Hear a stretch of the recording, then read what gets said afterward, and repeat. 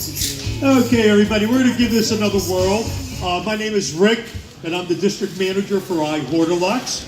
I want to thank Grow Green Michigan for having us here today. Today I'm going to talk about the new horticulture lighting systems that we've introduced over this past year. We're going to start off with our SE600 grow light system, which was the very first one. As the name 600 might indicate, it is a 600 watt system. It is an all-in-one system, meaning that you can just pull it out of the box, screw the lamp in, hang it up, plug it in, and it's ready to go. This system is 120 and 240 compatible and does come with both cords. It's a very compact system height-wise, making it perfect for lower 7-foot, 8-foot ceilings. It is 7.1 inches tall and about just under 2 feet long from the fixture, and the ballast is another 12 inches. That doesn't sound right. I think the whole unit is 23 inches long. Okay? This system comes featured with our brand new Ceramic HPS lamp, and I'll go into more detail about that in a moment. It's a Ceramic HPS. The system will give you a 3x3 this is gonna be crazy. footprint. A 4x4 footprint at 3 feet over the canopy, which means that you would have enough space for 6 to 9 plants in the vegetative state, and probably 3 to 4 once they've gone into flower. Yeah. If you're going to be using them in series, we would recommend putting them 4 feet off center. And when we say 4 feet off center, it's not from the edge of the fixture to the next edge. It's measuring from the center of the arc tube of the lamp to the next center of the arc tube of the lamp of the next fixture. So there's 4 feet in between the light sources, not just the reflectors. Our reflector design is something we're very proud of. It is known for putting more light on target with a better distribution. And I'll get a little bit more into that when I talk about my 315 ceramic metal halide. These are the basic metrics when you compare a reflector that is designed for the lamp as opposed to a one-size-fit-all. Yesteryear, they use these large reflectors, the triple magnum XLs and so forth, and they were great for spreading light over an entire room, but on the other hand, it also wasted a lot of light. So we're saying, no longer do you have to worry about lighting the walls or the floor, let's just put the light on the plant. And you can see the differences with the metrics by using the same lamp in 2 different reflectors and how it affects those metrics. This system will also power our 600 watt blue, which is Hortilux's best full spectrum lamp and what we consider will also be our best veg lamp. It has an amazing sunlight-like spectrum, and as you can see in our growth chart, it is absolutely best for veg. Really do a pretty good job for flower, especially on oil content. And we do recommend it as a very good start to finish lamp. Right at the end. But the lamp that it comes with, the one that it features, the one that we're most proud of, is the lamp we introduced this year. In a market when other companies are moving away from HIV, Hortilux is still developing and trying to get more out of a very proven technology. And this creates this spectrum right here, which is an absolutely amazing far red spectrum, specialized for the flower growth, the flower cycle of the plant, while still maintaining higher levels of blue than any other HPS lamp on the market. And yes, this is an HPS lamp. It is using some of the same technologies for pushing spectrum as ceramic metal halide, but it operates on an HPS operating system. And when you look at the arc tube, let me go back a slide or two. When you look at the arc tube, you can clearly see that it's an HPS style arc tube, albeit a little bit shorter and a little bit fatter. But it is the same material, the same ceramic material of traditional HPS arc tubes, hence the name Ceramic HPS. and it also just puts out that amazing red spectrum, which will do just incredible things to your flowers at the later stages of the cycle, mimicking the sun for when it gets outside. Far and The system can also power our standard HPS. And of course, our standard HPS has been the standard, and it used to be our super HPS, but now with the new ceramic HPS, it's almost become our standard. But it is super HPS, enhanced spectrum, 25% more blue, 17% more overall energy than virtually any other HPS lamp on the market, whether you're comparing 600s to 600s, thousands to thousands, 400 to 400. A lot of light. Now, this is something that is very interesting. This is a test that a medical grower in Colorado did for us as a favor. He was traditionally using two double-ended 750 lamps combined with a 315 ceramic metal halide, which is a very good spectrum, and he used it to help round out the deficit of the blue in double-ended lamps. Right. And it's a technique that a lot of growers are using, mixing lamps.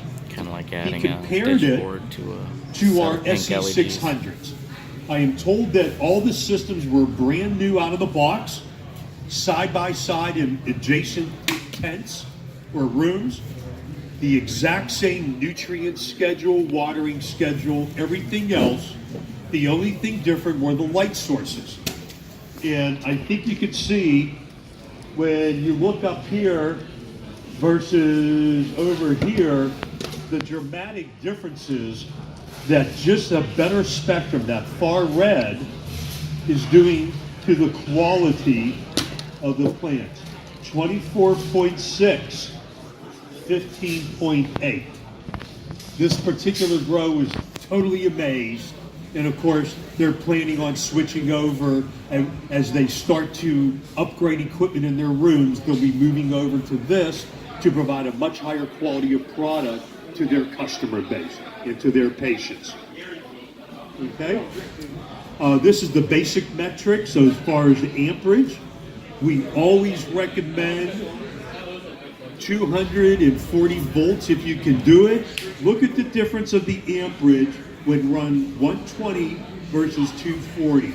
You almost save half. Okay? The ballast run cooler, you get less heat in the garden as well. Okay?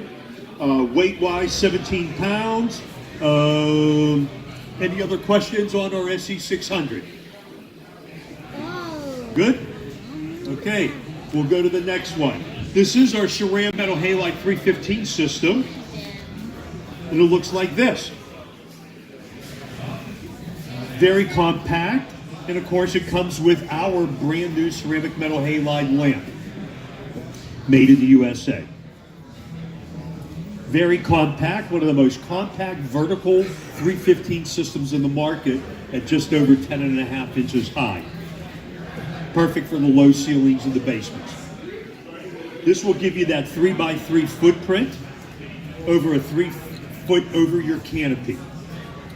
3 feet in between, off center if you're going to be doing them in a row.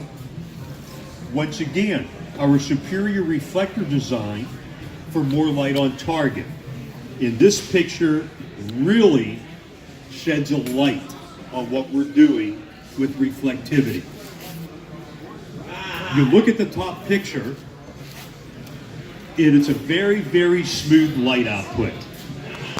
The bottom picture, this system right here, was the top-selling 315 system in the hobby market the year that we designed our 315. Rolls-Royce. You can clearly see our system up here, but there's no outline of the system on down here. Look, there, there, there, there. The entire outline of the reflector. This particular reflector also had mirrored-like corners. And I'm going to go back a page. Just we're well, there you go. Well, the way that reflector was, here in the corners, here, there, and here were mirrored. The flat sides were pebbled. Okay. You can also see the X. There's a line there, a line there. Those are hot spots, which cause the plants that are directly underneath it to grow faster than the surrounding plants, creating Christmas trees. Or you don't raise the light and the tips burn, or you have to cut them, or use another technique by pinning the tops of the plant down to prevent burning the tops of the plant. Yet, if you grew underneath this with a very even, smooth output, you grow a round bush. Better yield, better use, more efficient use of your light sources. And I will tell you, this I mentioned that the pattern was a 3x3. This is a 5x5 table. So each of those dots is 6 inches. So go in a foot on each side, and it's even more dramatic. And by the way, each of those dots is how we came up with our reflector, because we did a complete light analysis, dot by dot, by hand, very painstakingly over a period of time, and did a complete spectral analysis as well as photon count. And one of the most interesting things that we came up with was, not all light bounces the same. Blue photons, red photons, green photons, yellow, orange, whatever. They all have slightly different densities, they move at slightly different speeds, and they bounce differently. So our engineers at the factory, and remember, we make this stuff, we just don't buy it. With that information, they could feed it all into a computer, do light simulations, design the reflector on the computer, see what happens, build it in real life, test it, refine it, and this is the result. There's no other reflector on the market that does this. It is the most even, most uniform light available. Our lamp, of course, is made by us as well. And the biggest thing to note about this is 50% more ultraviolet. Why do we want ultraviolet? Ultraviolet is what the plants receive naturally outdoors. It helps with the defense mechanisms, stronger branches, stronger trunks of the plant, better root systems. In the flowering stages, UV helps with colors, flavors, oil production. And ours has 50% more than the competition. You don't believe me? Take a look at a Philips Ushio 315 lamp, and right on the base it'll say UV block, because it was originally designed for human environments. Ours is a pure horticulture 315 lamp. Yep. This is the spectrum, and you can see the increased UV amounts down below 350, getting close to UVB. And that is clearly 50% more than all other 315 lamps in the marketplace. This is the metrics for this system. Again, 120 M240 compatible, like our SE600. 290, Both pretty cords good. are included. And again, you can see again about the amperage. You're running to 240, you save. Less heat, less electricity. Better results. Everything seems to work a little bit better. They aren't working as hard. Okay? Any questions on our 315 system? Okay, we're going to go on to the technology and the buzzword that everybody talks about. LED. El's in the LED business too. You may have seen it burning in my booth inside the store. They also have one on display. It is a full spectrum LED system, primarily designed for veg. And we'll get into that. It is a very compact system. It's only about 3.5 inches tall, about 5 inches with the eye hook. There we go, 5 inches right there. Okay, 18 inches in diameter, 240 watts from the wall. Not bad. Okay, this is the spectrum, and I'm telling you right now, it's a veg spectrum. 500-600 watt We equivalent. contracted with a Michigan caregiver who did some grow tests for us, and this spectrum, out of 8 to 10 different spectrums that we sent him, consistently did better than all other spectrums. What do you notice that's unique about this veg spectrum to what you've been led to believe about veg spectrums? It's got a lot of red. We have more red than blue. Right. Well, that's because outside there's always a little bit more red than blue. Okay? But we also, it's headquartered right at the 660 range. And one of the things we learned trigger. is that 660 nanometer range, getting very close to far red, Right. is extremely beneficial to the plants all the way through, start to finish, just like ultraviolet. And also what we're finding beyond 700, because again, for a veg lamp, we put in a 730 chip specifically to bring some far red. Most other LED companies aren't doing that. They're concentrating on the PAR range. Well, we know that it's more than just PAR that grows plants. Okay? This will give you a nice 3x3 at 18 inches over the plant. And we recommend it as a replacement for an 8-lamp T5 would be your best bet for usage in a home garden situation. You'll get similar footage. 3x3 is 9 square feet. 8 light T5s are 2 feet by 4 feet for 8 square feet. And so you get very similar coverage, almost half the electricity, and better results. It's one of the areas where LEDs really have fulfilled the promise of less electricity, less energy for the same results. Yep. It's not quite the same when you get the flower. You need higher rates of energy for the flower potential. To make up the difference with black and red. The metrics, once again, this is a 120 only system. It only draws 2 amps. APFT Are there pretty any good. questions about my LED system? Okay, my last presentation is going to be with my PowerVeg standard 54 watt HO T5. I got all these. This, if you're using, does anybody here use standard T5s in their veg area, in their garden? Anybody? Not Did really. you use them in the past? What do you guys veg with? What, are you guys, you're just thinking about starting a garden. Okay. What about you folks? Using a metal halide. What about for your propagation? Clones. You're also using, okay, so you're using a little bit higher intensity light, and there's nothing wrong with that. There's so many different techniques.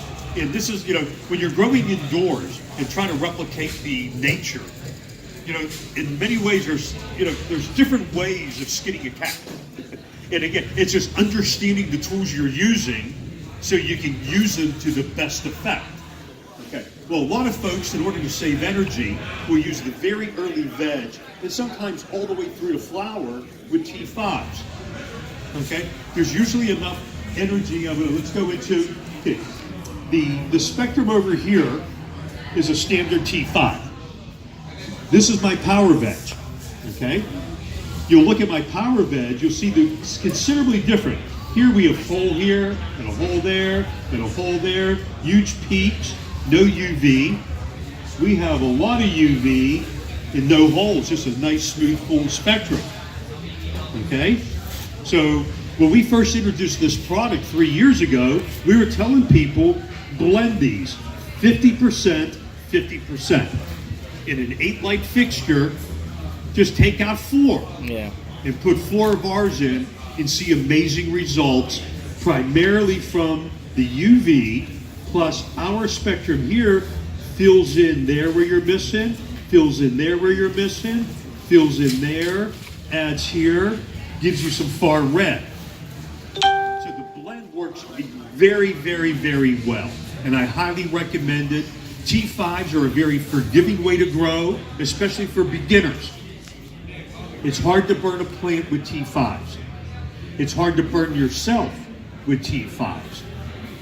You can easily burn yourself in your plants with HID. Okay? Very forgiving way to grow. Okay? But then we said, you know, we could do even better. Okay? Oh, okay. What's in the box? What's not? It's been a while since I've done this presentation. Okay. So why ultraviolet? Somebody was asking me about ultraviolet before. So here we go. Plants receive it in their natural environment, triggers the defense mechanisms, stronger roots, promotes photosynthesis, stronger, healthier plants, higher quality growth, vivid colors, better tasting, faster cloning, easier transition from indoor to outdoor growing, if that's what you're doing. Even your vegetable gardens and your flower beds. You do them inside and set them underneath standard T5s, do them underneath mine, and they have a much easier transition.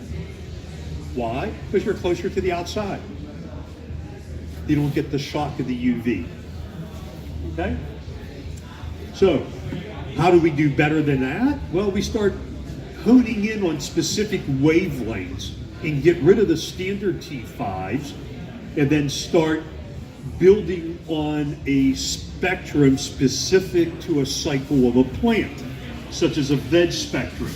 You still in the 8 light T5, so we'll still use half or 50% of my FSUV, but then you put in 2 of my 420s, 2 of my 460s, okay? And then watch this. All of a sudden, that would be your veg spectrum. Nice. Concentrating in the blue area, keeping the plants very, very compact. That's very important if you're doing a vertical grow with multiple shelves. You don't want the plant to grow too tall. You want to keep that stretch short, but still grow the plants. So pounding out the blues will help do that, okay?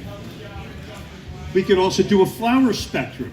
You take that same 50% FSUV, give all the proper ultraviolet that you need. You add in, my 633 and my 660, and then you get my flower spectrum. Still, all the UV you need. Plenty of blue, but we're pounding out the red to help push the plants to for bigger flower and more flower. However, if you like to keep things simple, or you believe in not just going from a actually, I'm going to go back. This is almost like a. Oh, that's flower. Hold on. This is what I want to go. Okay, that's almost like a spring spectrum. Okay, what I was just doing with the flower, that's an autumn spectrum. So how about a summer spectrum? Those are the ones you use when you want to do something start to finish.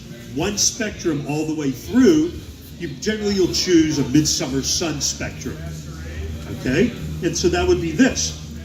Again, you start off 50% of the FSUV, but now you put in 1 420, 1 460, 1 633, and 1 660. Have the intensity, and you get fill out this. the spectrum.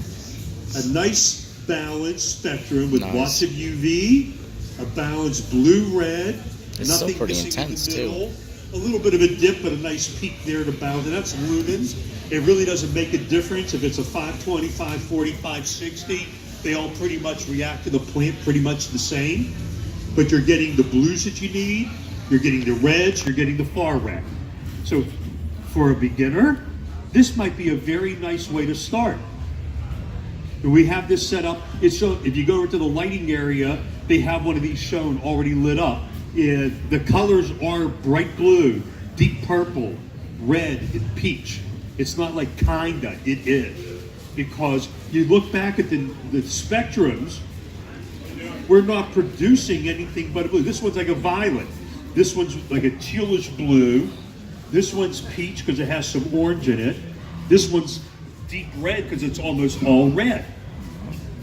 We're not producing really any other part of the spectrum, so the output of the lamp has to be what it is. And it's really quite, I really suggest taking a look at it. So that is my PowerVeg.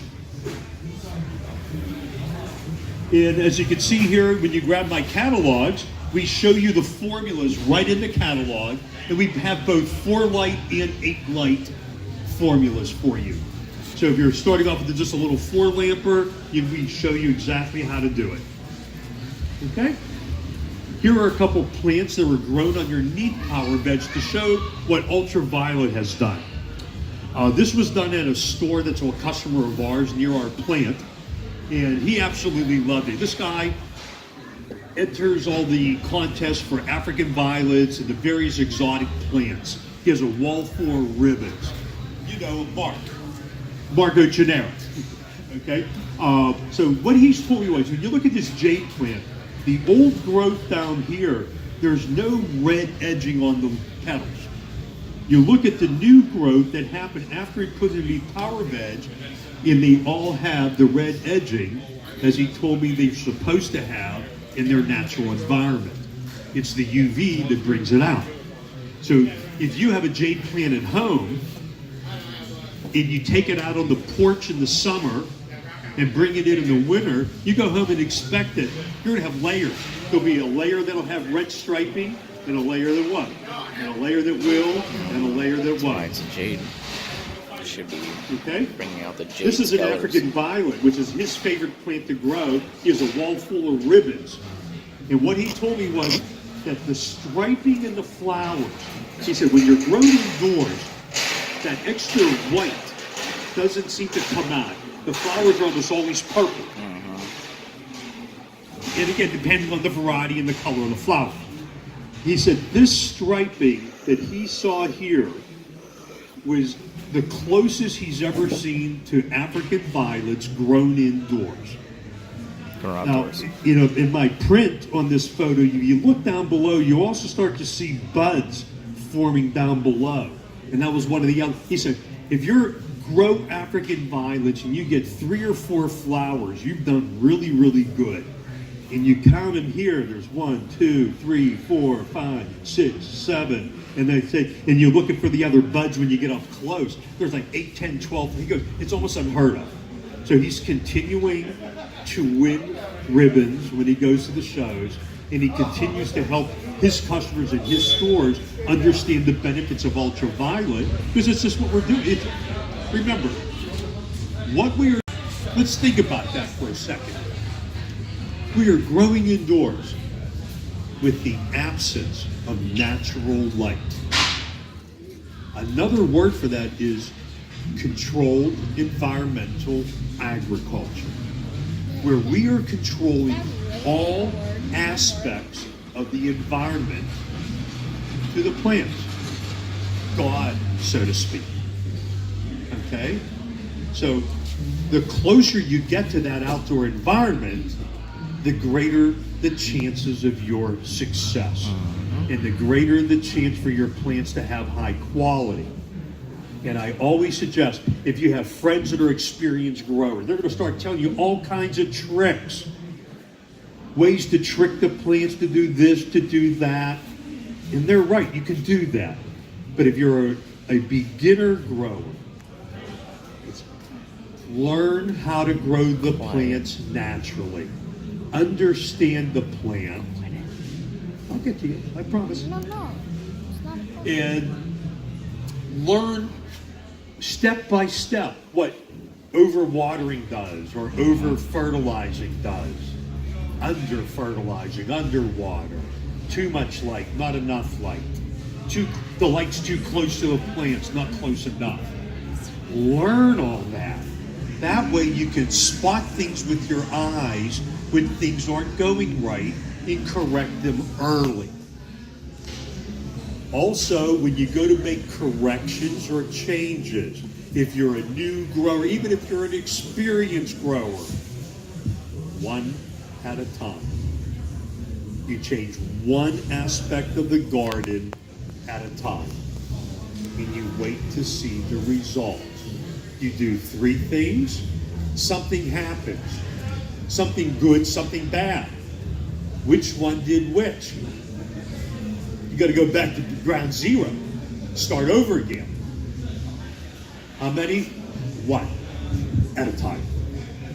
And I'll also leave you, when it comes to lighting, there's so many different opinions. Some folks say, oh, lighting's not all that important, it's nutrients.